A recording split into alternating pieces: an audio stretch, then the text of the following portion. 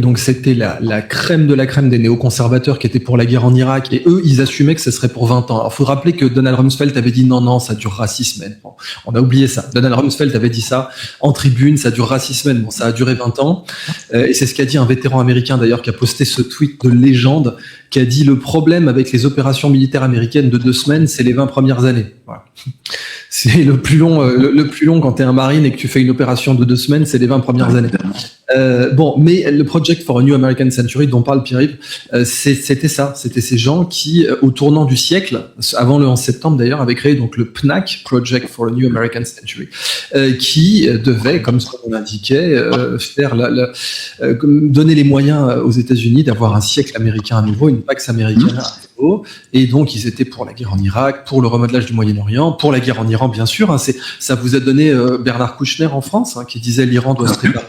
Et le pire, c'est la guerre. Rappelez-vous, 2008, hein, avec Sarkozy, il n'avait pas chômé. 2007-2008, je crois même que c'est dès 2007 qu'il a dû dire cette connerie, si je ne me trompe pas. Les Guignols s'en foutus à l'époque, c'était déjà très marrant. Et puisqu'on arrive à la deuxième partie de l'émission, je veux quand même reprendre aussi là, toutes les dépêches que j'ai encore. On va pouvoir y aller très rapidement. Déjà, voici les sondages, parce qu'il faut vraiment que tu nous expliques en quoi les midterms sont aussi importantes aux États-Unis et pourquoi c'est elles qui pourraient faire imploser MAGA. Alors, je vais t'en montrer plein, puis on fera une synthèse. Alors déjà, voilà, qui est America First entre Donald Trump et Thomas Messi sur 25 000 votants, c'est Thomas Messi à 92%. Donc là, ça commence à picoter sec. Donald Trump qui passe... Oui, vas-y, je t'en prie. Non, vas-y. Donald Trump qui au passage a dit que l'Iran était à 2 doigts de se rendre. Alors je sais pas où il a sorti ça. Alors, là on est vraiment dans le make-believe. Certains vous disent oui mais l'Iran a pas tapé les porte-avions. Bah déjà c'est faux. Le Abraham Lincoln a été tapé et il vient de rentrer. Au passage, je vous laisse méditer sur le caractère sublime du fait que Macron annonce qu'il va rendre public le nom du prochain porte-avions français le jour où on apprend que le Abraham Lincoln s'est fait taper par l'Iran et rentre au bercail. Le jour où on apprend que les porte-avions sont obsolètes, si vous voulez. Le jour où on apprend que face à une vraie guerre, évidemment, pour aller intimider un pays comme le Venezuela, un porte-avions, c'est très utile. Et c'est à ça que ça sert. Sauf que dans la doctrine française, il n'y a pas de scénario où on va faire des trucs à la vénézuélienne. Hein. La France-Afrique, c'est terminé. Les coups d'État type... Gbagbo, etc. Enfin, Alassane Ouattara versus Gbagbo, ça, on en a plus à faire pour le moment. Même pour le Tchad, c'est plié et le Tchad n'a pas de façade maritime, donc comme ça, un porte-avions, ça sert à rien. Donc le jour où le Abraham Lincoln vraiment démontre son obsolescence, eh ben, on a Macron qui nous dit oui, on va aller claquer 7 milliards. Enfin, il vous a pas dit que ça allait coûter 7 milliards, mais je vous le garantis, ça coûtera au moins 7 milliards, sans doute 10. On va faire un nouveau porte-avions. Bon, bah Trump l'a dit que l'Iran veut se rendre, bon, très bien. Alors que de notre côté, vous avez ce très bon compte qui est recommandé par Jacques Sapir, comme je vous l'ai dit, Patricia Marines au Brésil. Suivez-la vraiment, c'est un excellent compte sur l'Iran. Elle dit bah oui, au jour 13, l'Iran n'a pas l'air de craindre l'escalade, c'est tout à fait exact, et elle en a les moyens logistiques. D'ailleurs, dimanche, on fera une émission avec une mathématicienne qui est spécialiste des problèmes inverses, et qui vous expliquera en quoi l'Iran a construit la totalité de sa stratégie autour de la question des problèmes inverses. C'est un sujet absolument fascinant. Elle vous fera une analyse mathématique de la stratégie iranienne. Ça va être absolument bluffant, et vous l'avez donc dimanche. Et puis lundi, on fera avec Sylvain Ferreira et Code Reno une émission sur les le fameux exercice militaire avec Von Ripper. Je continue donc, toujours pour toi Pierre-Yves. Voilà, regarde-moi ces courbes qui se croisent. Sur Polymarket, la possibilité que le Sénat passe démocrate. Donc on se rappelle que les élections de midterm, c'est surtout le Congrès dont on a peur, hein, c'est que le Congrès passe démocrate. Mais là, en fait, même le Sénat pourrait passer démocrate. Alors là, ça ferait très très mal. Est-ce que tu veux déjà nous expliquer ça? Pourquoi le Sénat passe en démocrate, ça ferait mal? Et pourquoi il risque bien de passer démocrate si ça continue? Alors, ce que vous devez vous rappeler, c'est que l'Amérique repose sur le système de check and balances. Et en réalité, check and balances, qu'est-ce que c'est? C'est tout simplement, là je ne vais pas me faire que des amis, un système parlementaire arriéré. Je m'explique. L'Amérique a 3 pouvoirs, nous avons 2 pouvoirs et une autorité. C'est-à-dire que nous, on applique une vision de la séparation des pouvoirs qui n'est pas celle de Montesquieu, vu que Montesquieu n'est pas le père de la séparation des pouvoirs, c'est pas vrai. Et c'est mais on est, si tu veux, le problème, c'est que nous, il y a 2 autorités, le législatif et l'exécutif. Et le pouvoir judiciaire est une émanation du pouvoir exécutif. Bon. Donc, 2 pouvoirs, une autorité. Aux États-Unis, il y a 3 pouvoirs, vu que les juges sont élus. Bien. Oui, ça c'est terrifiant. donc, C'est ce qui fait que Soros peut te contrôler des juges, ouais, absolument. Alors, en France aussi, hein, il les contrôle, mais par l'idéologisation. Donc, ça fait tout pareil. Mais le problème, c'est que quand tu as 3 pouvoirs, eh bien, tu fais un système de check and balances, c'est-à-dire le pouvoir arrête le pouvoir. Et donc, tu as un président qui, dans les grandes lignes, ne peut pas tomber face au Congrès, sauf cas d'impeachment extrêmement rares, qui d'ailleurs n'ont jamais été jusqu'au bout, vu que Nixon n'a pas vécu d'impeachment. Ouais. Tu as la nomination par des hauts fonctionnaires, mais qui doit être approuvée par les chambres. Tu as les nominations à la Cour suprême, et la Cour suprême vérifie, entre autres, les comptes, etc. Bon, très bien. Elle vérifie l'application des lois par rapport aux constitutions. Elle a également, si mes souvenirs sont bons, un pouvoir budgétaire. Et donc, si tu veux, tout le monde se regarde en chien de faïence. Alors parfois, ça donne des trucs croquignolesques. Par exemple, le Congrès, qui, passé républicain, coupe le pognon de la Maison-Blanche, ce qui permet le recrutement d'une stagiaire à pas cher qui s'appelle Monica Lewinsky, et ça se termine par des affaires de pantalons qui tâchent. On a vu dernièrement, d'ailleurs, tu te rappelles, hein, Bill Clinton, on lui montre des photos d'Epstein, et le mec, limite il se mord les lèvres, il est là, Mes tendres années. Il y a son avocate qui est là, qui lui fait calme-toi, Bilou. Non, là, si tu veux, comme dirait l'autre, il n'était que raideur. Donc. Ah oui, et en plus, derrière, il drague la personne qui l'auditionne. C'est-à-dire que vraiment, les Guignols avaient tout compris. Tu te rappelles, les Guignols avaient fait un sketch sur lui où à la fin, il essayait de pécho Bugs Bunny. Je sais pas si tu te rappelles de ça. Il essayait de pécho Bugs Bunny, oui, je me rappelle de ça. Non, mais si tu veux, comme disait notre Clinton à nous, hein, Dominique Strauss-Kahn, pardonnez-moi, je sors de la douche. Mais donc, non mais DSK est un puceau à côté. C'est énorme, quoi. Non, mais au moins, si tu veux, Desk, il est ce qu'il est, mais si tu veux, on n'est pas du tout dans le même type de prédation.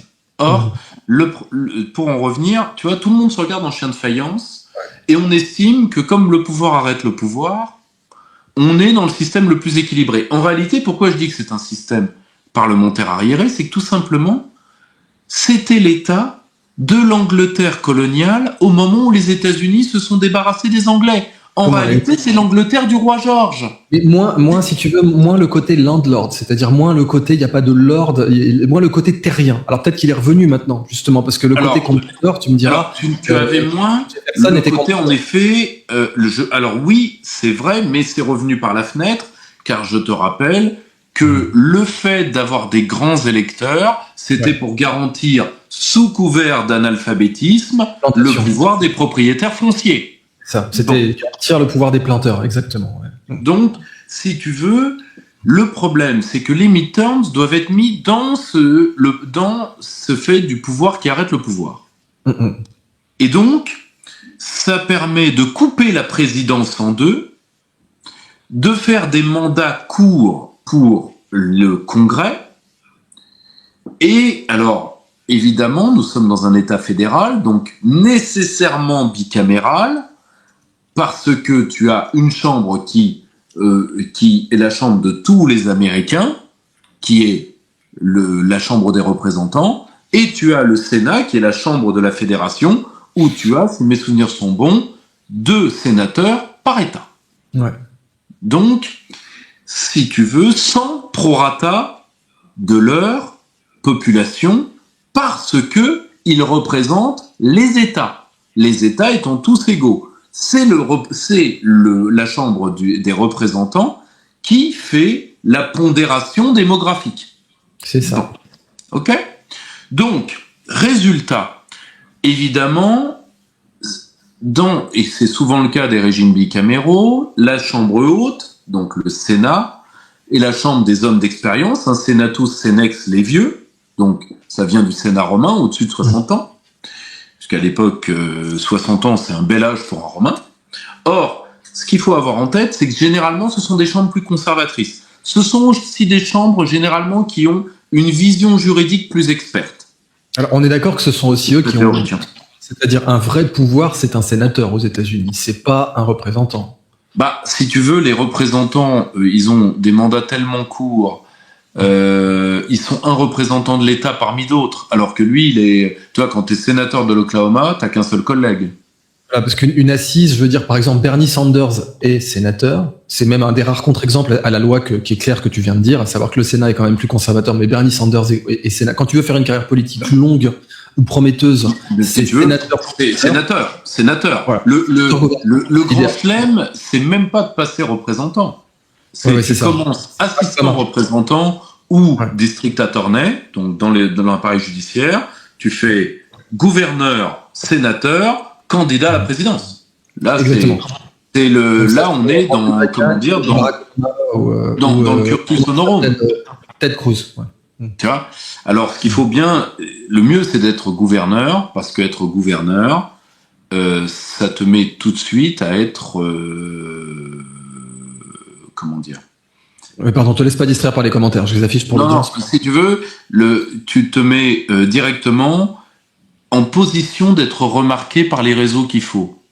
Alors que c'est plus facile au Sénat, c'est plus facile quand tu es gouverneur que quand tu es représentant. Parce que, oui, d'accord, je suis congressman. Ouais, ok, d'accord. Dans 3 ans, t'es plus là. C'est ça. Donc, dans 3 ans, t'es plus là. Et de toute façon, ton rêve, en tant que mec de chambre de représentants, c'est d'être sénateur.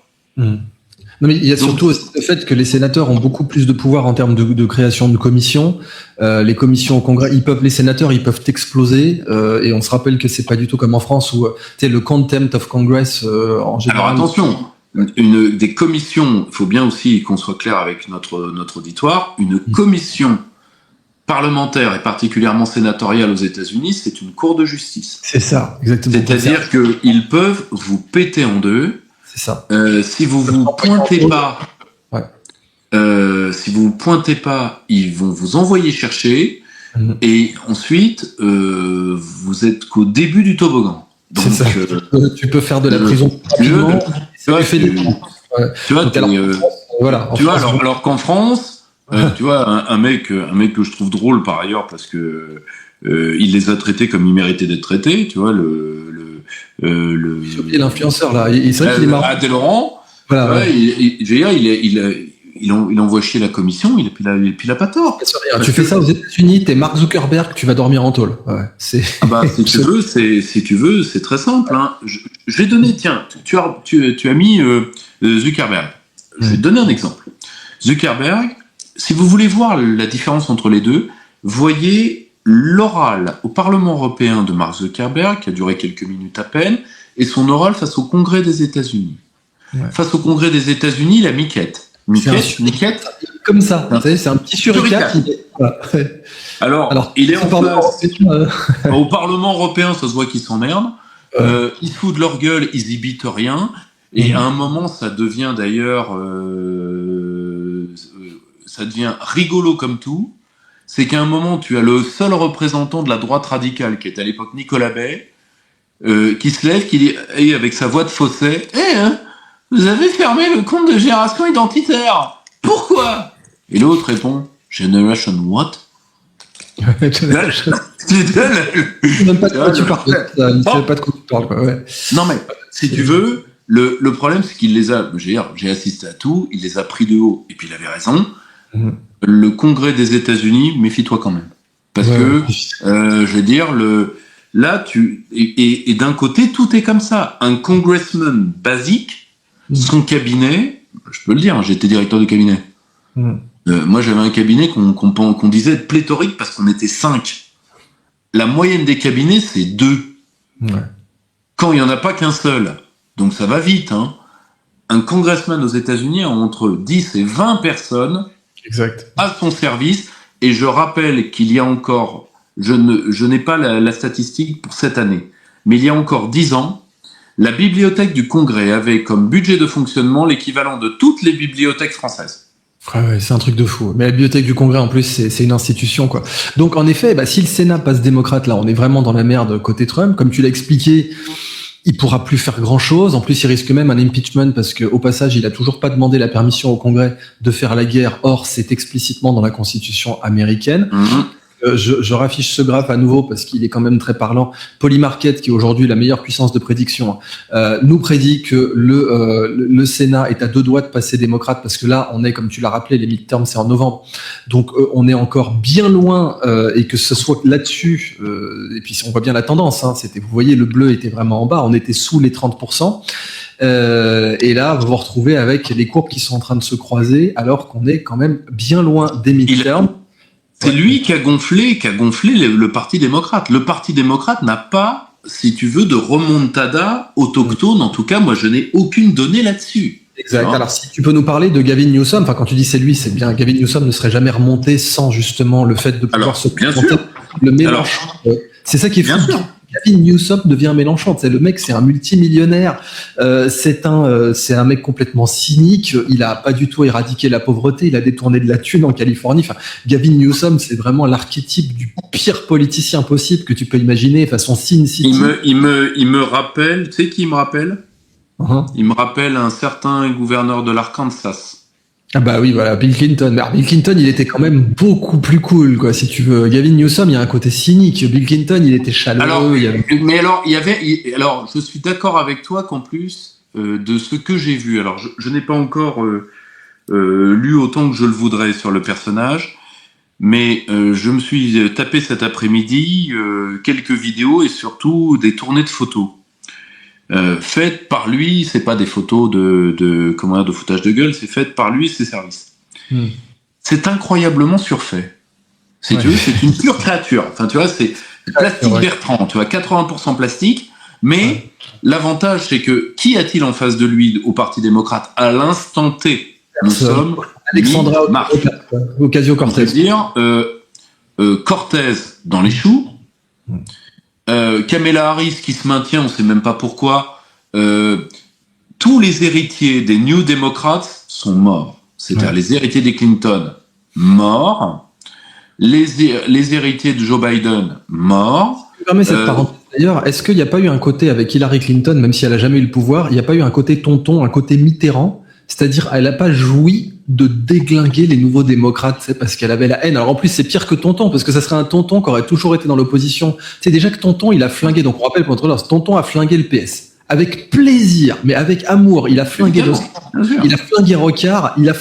Tonton a lobotomisé le PS. Qui a pu revenir au pouvoir que parce qu'il y avait Sarkozy. Est-ce que Hillary Clinton n'a pas lobotomisé les nouveaux? Non, c'est le bilan d'Hillary Clinton qui les a tous tués. Parce que c'est-à-dire que elle a créé les New Democrats. Elle n'a pas fait exprès, tu vois. Au début, c'était elle, Clinton, qui était son factotum. C'est elle le dominant des deux. Clairement. Et politiquement. Joe Biden et un troisième qu'ils ont envoyé dans le mur gentiment. Ouais. Joe Biden a toujours été leur créature. Ensuite, ils ont enfanté avec les réseaux qu'il fallait celui qui va remplacer le troisième larron qui sera Barack Obama, qui est aujourd'hui le dominant de cette ligne-là, et en réalité le dominant parce que le vestige. Ouais. Hillary Clinton est out, Joe Biden est out mais en bonne santé au passage. Je dis ça pour tous ceux qui voudront raccorder les wagons. Et le souci, c'est que cette ligne-là est cuite. Alors maintenant, d'ailleurs, tu as la candidate qui est Cortez, qui, elle, est sur une ligne diversitaire woke, qui n'est que la décomposition des New Democrats.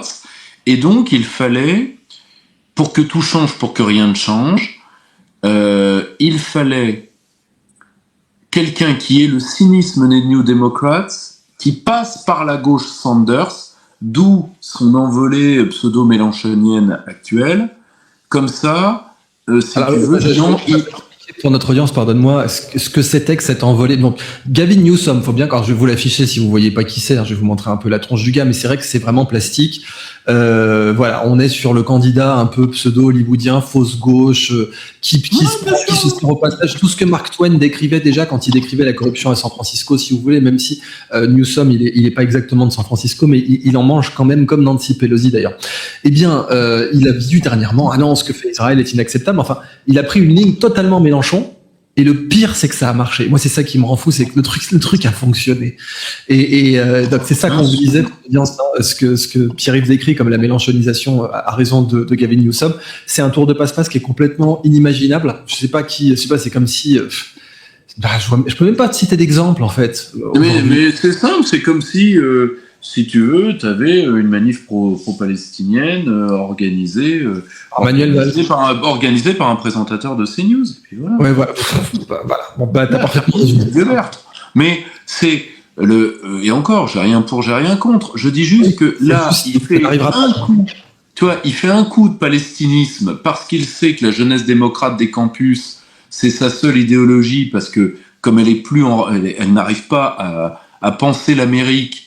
Elle se garantit, parce que c'est une jeunesse bourgeoise, d'être de gauche par le palestinisme. Donc, il utilise le palestinisme. Et de l'autre côté, il va faire une petite envolée sandersienne. Et puis ensuite, il va ramener toutes ces braves gens dans la lignée, dans le placard, disons, Clinton, Obama, Biden, donc dans le placard des traces des New Democrats. Et nous verrons ce qu'il fera face à l'EPAC. Et je te le dis tout de suite, il pliera. De toute façon, on l'a vu, là, toutes les vidéos ressortent, là, je vais l'afficher. Tu avais ici, donc là, c'est la déclaration qu'il a faite sur la situation en Iran. Donc là, beaucoup de gens, même la presse turque, tu vois, là, s'est mis à le louanger. Oui, le mot existe, louanger, on dit louer, mais on dit aussi louanger pour vraiment couvrir de louanges.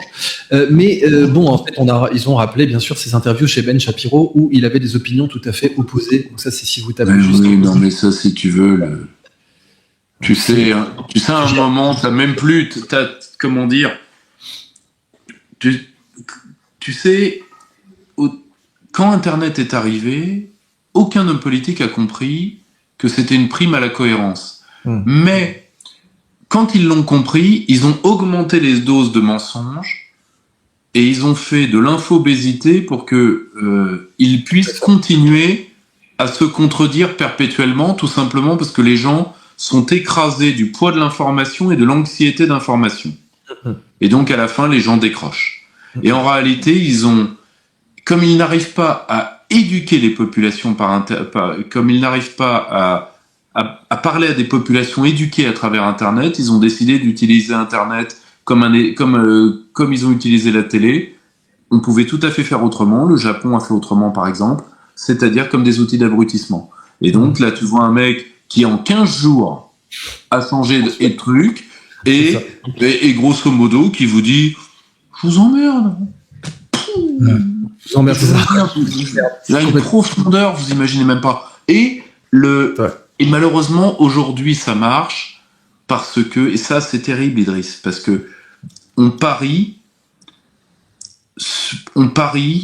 sur la lassitude d'exister des populations, ne se rendant pas compte qu'il y en a une partie où la lassitude d'exister va les mener à la dépression et à l'auto-termination, c'est-à-dire qu'ils vont devenir biodégradables, ils vont se laisser dépérir, mais tu en as toute une partie qui va opposer à ça une colère et une thermodynamique de la colère. Et en réalité, c'est ils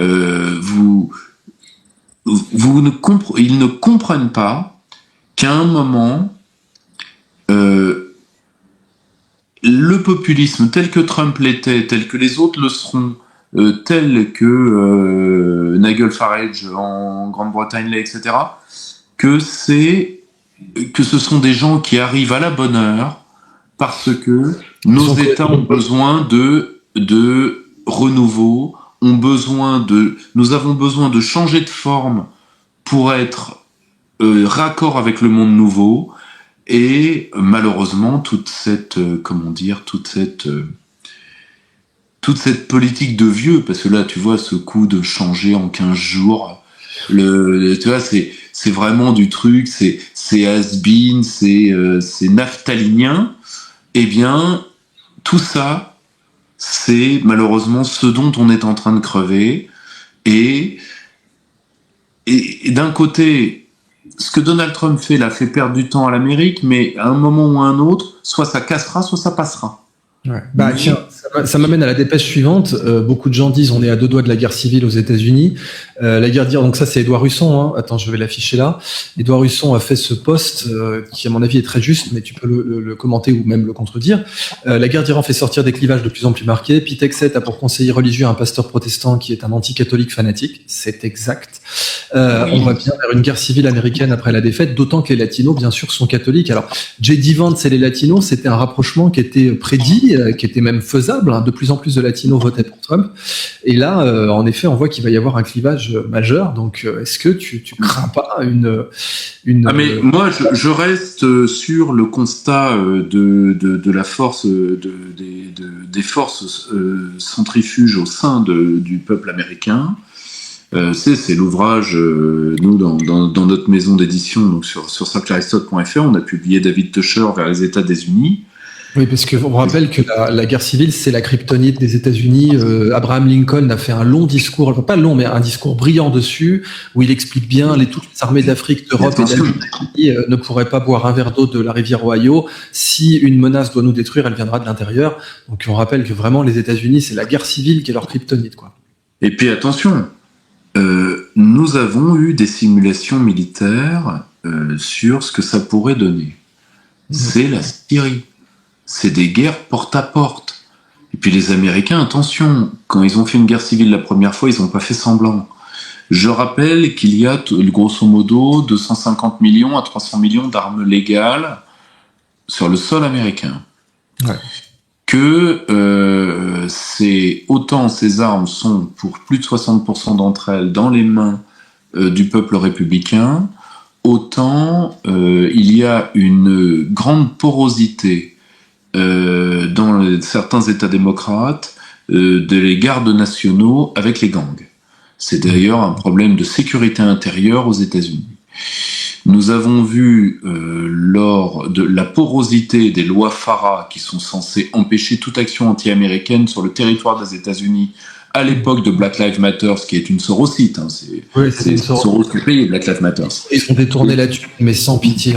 Vraiment, c'était de toute façon, tu sais, comme disait Léon Blois, quand t'as chié dans ton froc, tu peux pisser dedans. Tu vois, au stade où on en est. Mais le problème, c'est que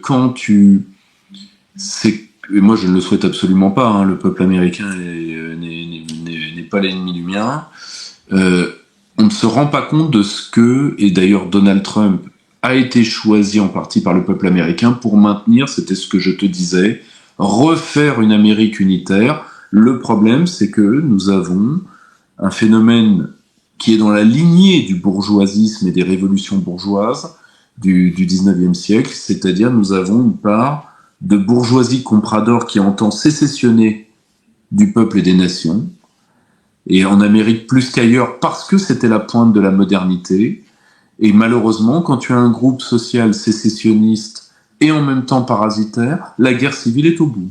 Ouais. C'est que là, c'est vraiment ce qu'on risque, quoi. Ah mais et ça peut. Alors en plus, tu as le facteur urticant religieux qui se remet dessus.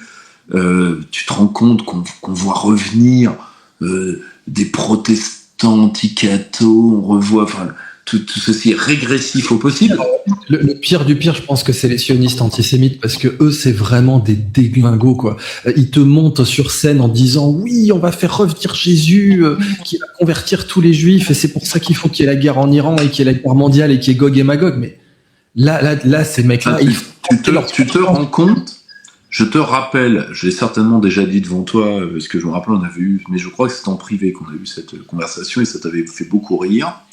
Je te rappelle que quand George Bush fils parle en frontal à Chirac de l'Irak, il lui dit Gog et Magog. Or, pour Chirac, les Gog, c'est les chiottes. C'est ça. Attends, il faut rappeler que Chirac était pas du tout débile, comme tu le rappelles bien toi. C'était un mec riche en monde.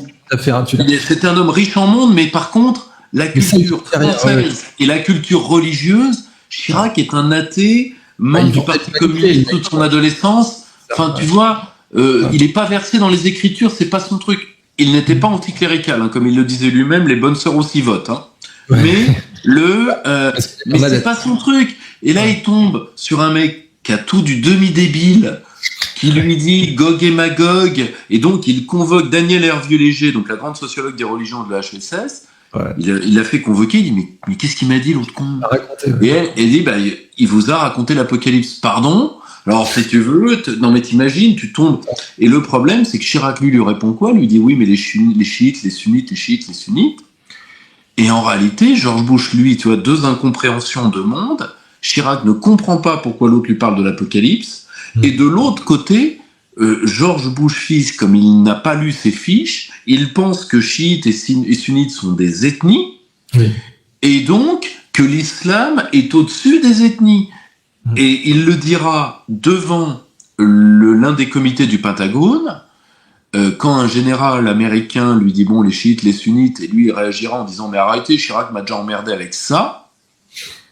Ils sont tous musulmans après tout, et là la salle se glace parce que il pensait sincèrement que c'était des ethnies.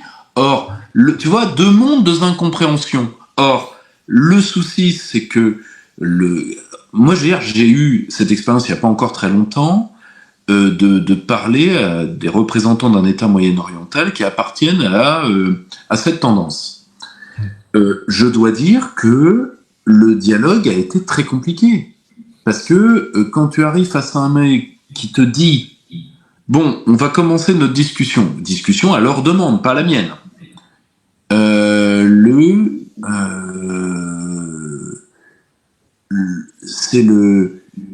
Et qu'il commence par me dire « On va, dans notre discussion, si vous voulez bien, M. Rougeron, valider le fait que les Écritures sont d'interprétation stricte. » Et lâché. Ah ouais. Non mais strict jusqu'où? C'est ce que fait Ted Cruz. Hein. Ted Cruz, voilà, l'Israël qui est mentionné dans la Bible du King John. D'ailleurs, c'est même une traduction récente. C'est une traduction qui date de la fin du 19e, début de la fin du 19e. Il te dit l'Israël qui est mentionné là, c'est le même que 1948. Tu fais oui, l'interprétation stricte. En effet, les évangélistes, ils adorent. Hein. C'est pour ça qu'ils te disent que la Terre a 5000 ans, que les dinosaures n'existent pas. Hein. C'est un truc. Ouais, T'as des jésuites qui sont paléontologues d'un côté. Désolé, ma mère est catholique, donc évidemment j'ai plutôt une tendance catholique, c'est atavique, quoi, tu vois. Mais d'un côté, t'as des jésuites qui sont paléontologues et qui font la théorie du Big Bang, comme l'abbé Lemaître, et de l'autre, t'as des mecs qui te disent que la Terre a 5000 ans et que les dinosaures n'existent pas et que les squelettes de dinosaures sont là pour tester notre foi, quoi. À un moment donné, si tu veux, on l'oublie et tu as tout à fait raison, et je te remercie de le rappeler, que le créationnisme est un fait strictement protestant. Oui. Non mais parce que si tu veux, moi j'ai les abrutis de l'autre côté, c'est-à-dire des laïcards qui comprennent pas qu'aujourd'hui tirer sur l'Église catholique c'est mitrailler une ambulance, mais et surtout que les problèmes de la foi et de la raison sont infiniment plus complexes. Là, nous allons aller vers des duels d'ignorance religieuse, c'est-à-dire des gens qui sont qui sont d'autant plus identitairement fanatiques qu'ils sont analphabètes religieusement. C'est-à-dire qu'ils vont se jeter comme la vérole sur le bac clergé sur une culture religieuse qui n'est pas la leur, qu'ils ne travaillent pas, ils n'ont pas de directeur de conscience, ils n'ont pas de pratique des textes, rien. La seule chose, c'est qu'ils ont un volontarisme. Enfin, si tu veux, ils ont le même rapport que, sans point de Godwin, hein, mais ils ont le même rapport que les fascistes ont avec la politique. C'est-à-dire, face à un phénomène que tu ne comprends pas, la volonté suffira. Or, malheureusement, ça va mal finir. Tu vois, et de l'autre, surtout que en face, tu as tu as ces lobbies religieux, tu as cette tension sociale permanente, et tu as les restes du camp mondialiste américain qui, lui, fait exactement ce que font les mondialistes européens, c'est-à-dire on a perdu, que ce soit face à Poutine, face à la Chine, face à Trump, face à qui tu veux, mais surtout face à nos propres peuples, parce que n'oublie pas une chose, tout lobby impérialiste sa première cible, c'est le peuple de son pays à lui. Et ça, faut jamais l'oublier. Or, ces gens sont en train de se dire des deux côtés de l'Atlantique, si le monde qui nous reste est une station-service, que se passerait-il si nous balancions un cocktail Molotov dedans ?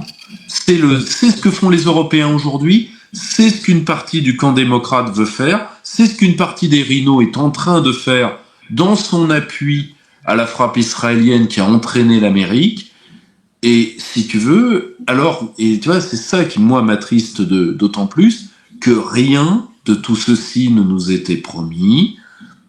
Nous avons juste besoin, comme le dit un intellectuel américain, moins de missionnaires, plus de monastères. C'est-à-dire de retourner dans un regard sur nous-mêmes et d'avoir notre démarche renaissantiste, nous en tant que Français, mais l'Amérique face à elle-même, et nous survivrons à tout ça. Je veux dire, les mecs se réveillent la nuit parce que la Chine est redevenue la première puissance du monde. Je rappelle qu'elle l'a été du Moyen-Âge jusqu'au XVIIIe siècle sans que ça nous donne un corps aux pieds. Donc, tu vois, on est en train de se faire des guerres de rien qui termineront chez nous. Et c'est ce qui est en jeu dans l'Amérique aujourd'hui. Tu vois, il faut actualiser tous les logiciels. Tu vois, et le pire, c'est que c'est pas très compliqué.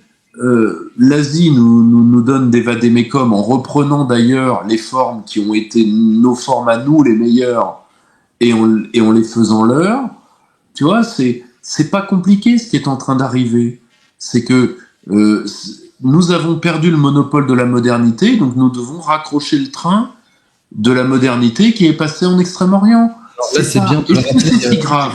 Ouais, c'est bien de le rappeler qu'on a perdu le monopole de la modernité parce que c'est clair que quand on voit ne serait-ce que les influenceurs qui se baladent en Chine avec les écrans partout, les technologies de malades, etc.